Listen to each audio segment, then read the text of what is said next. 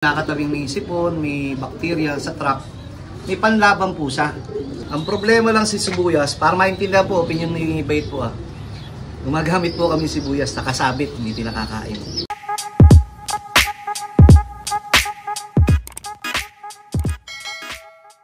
Sir, pagdating naman sa mga gamit mo sa supplement sa breeding, ano-ano pong mga gamit nyo dito sa loop mo?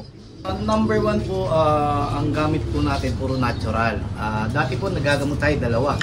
Binawasan na po natin ng isa. Ngayon, nagplaptanong po tayo magbawas. Gawa ni Mang Lloyd.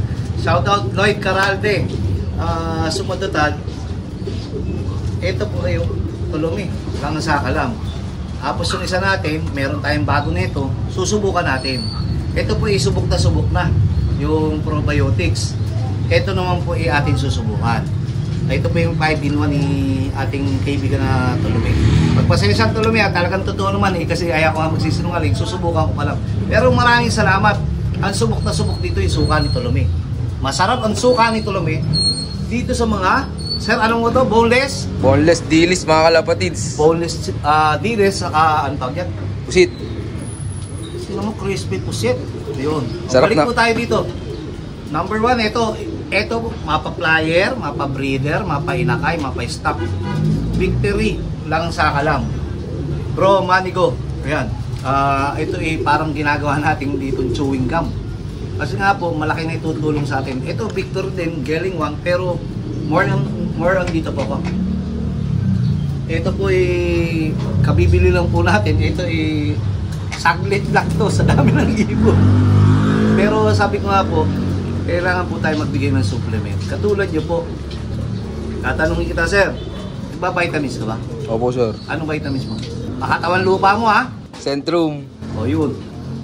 Pero kadalasan, tanungin mo lahat ng nag-iibon, hindi kayang bumili ng mga Centrum, hindi kayang bumili ng mga maintenance ng pang-high blood, hindi kayang bumili ng kung ano-ano.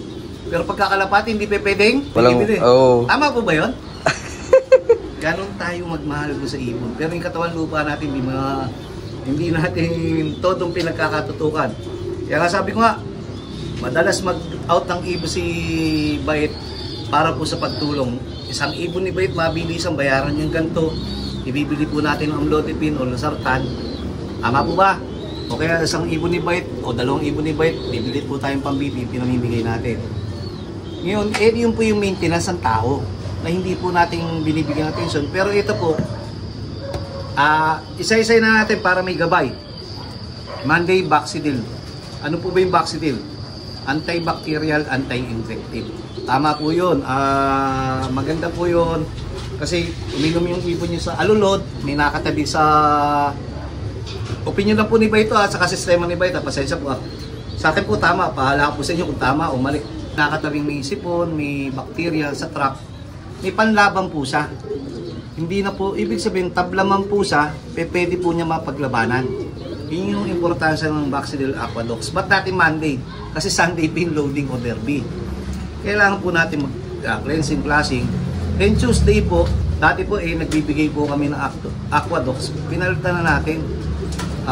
Nagse-service herbiotic po ako. Sumatotal, herbs naman. Hindi ko po sinasabing tama yun, pero doon po kami gumaganda yung resulta Kung basta naaayon po yun sa amin. Then Wednesday, bawang. Wala po akong maipakitang bawang dito, gawa po nung nailagay sa sausawan. Then Thursday po Selectrogen. Kasi po kami, nung natuto po ako nitong essential, baka naman with multivitamins, ginamit ko na po ito ng Thursday, pero pinalitan ko rin po ng kasi Saturday, Sunday, ito na po yung Thursday pinalitan ko na rin po yan ng either na ito nga po, sinusubukan natin, makita nyo po yung malaking bagay po kasi yung pagtuklas. Wala nang pong mawala. Ito po wala namang overdose kasi nga po herbs o tinatawag ng natural, antioxidant. Then Friday po dati tiki-tiki o ano po. Ayan, sabi ko nga po maging natural na lang tayo, malunggay. O sabi ni Mang Lloyd, sabi ni Mang Lloyd magbigay na tayo gusto ng sibuyas. Sibuyas. Tapos pakulo tayo. Sabi ko maganda naman yung proseso niya nung kumisibuyas eh. Ang problema lang si sibuyas, para maintindihan po, opinion ni Bait po gumagamit po kami sibuyas na kasabit, hindi pinakakain. Siya po yung sumisip-sip ng mga bakterya o kung anumang meron pong virus na papasok, kung meron man po. Yung paggayat o yung paghiwa po ng sibuyas, maganda po yan. Napakaganda niyan, antioxidant po yan eh. Ang problema lang po dyan, paano po ngayon binigay nyo? Tapos hindi naubos. Si sibuyas nasip-sip po ng bakterya, nasip-sip po ng mga virus yan o kung ano mang... Ang dami nagturo sa akin yan, mga veterano. Kaso nung ina-analyze ko, napakaganda nga po.